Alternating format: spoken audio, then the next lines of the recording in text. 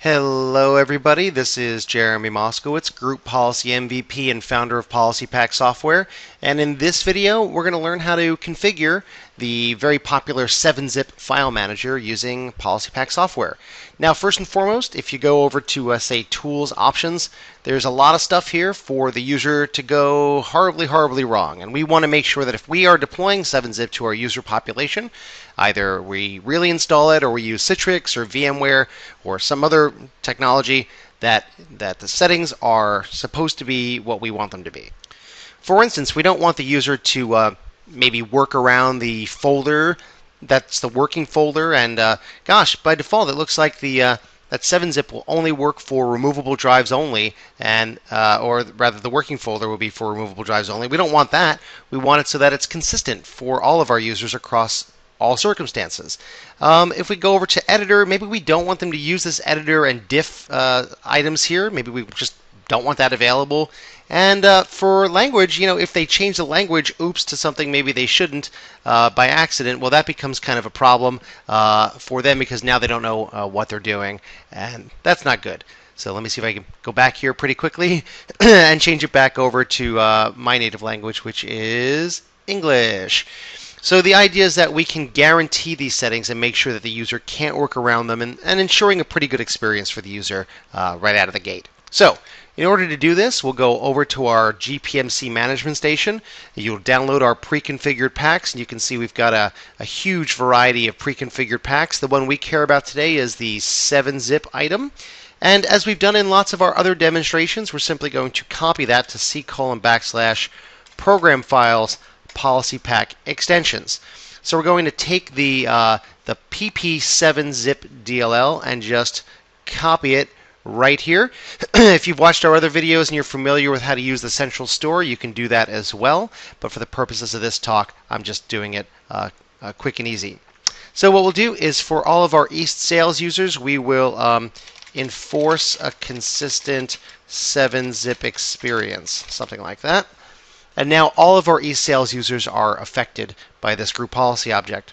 If we dive down under user side, PolicyPak, applications, we just simply go to new, application, and hey, there's 7-zip along with some of our other very popular packages such as Acrobat Reader and Flash and Java and controlling things like Firefox. And a bunch of other things. So let's go ahead and click on 7-zip here. And the first thing to notice is that it looks pretty much exactly like 7-zip. So with that in mind, let's go ahead and make some configurable options here. For instance, under folders, we want to guarantee that the setting is defaulted to system temp folder. And if a user does try to work around it, we're going to disable the corresponding control in the target application. So we're going to make it so that the user literally can't work around that. And we want to uncheck this use for removable drives only because we want to make the working folder the system temp folder for every instance. So we'll go ahead, we'll uncheck that again, and we will once again disable the corresponding control in the target application. Let's go over to editor. I don't want my users to use this stuff at all, so I'll just right click over editor and disable the whole tab in the target application. So we'll see what happens when we do that. If we go over to language, for my East sales users, they all speak English, so I will force English on by clicking on English and once again right click and disable the corresponding control in the target application.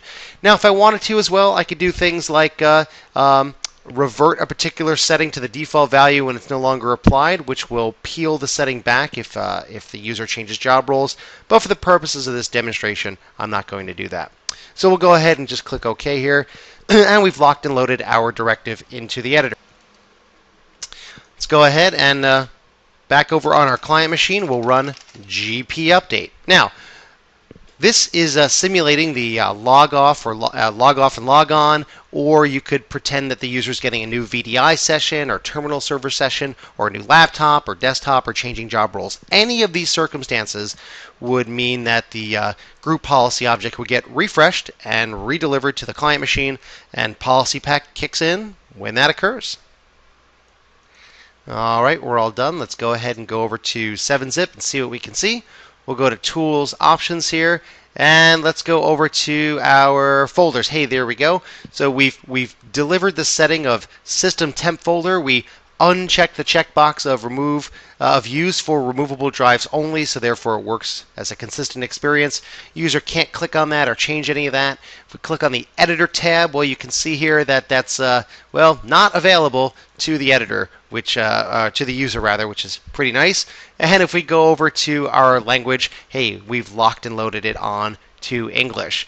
So that is a quick discussion about how you might want to do this using PolicyPak. I do want to reiterate that if you're deploying 7-zip, say, using ThinApp or AppV or Citrix or Terminal Server, we can deliver the setting directly into those environments as well. So that's it for our quick demo. That's incredibly easy stuff right there to go ahead and lock down your application. So if you're looking for a trial of PolicyPak, just click on the webinar download button on the right, and we'll see you in a webinar, and you can download the bits and try it out real soon. Thanks so much.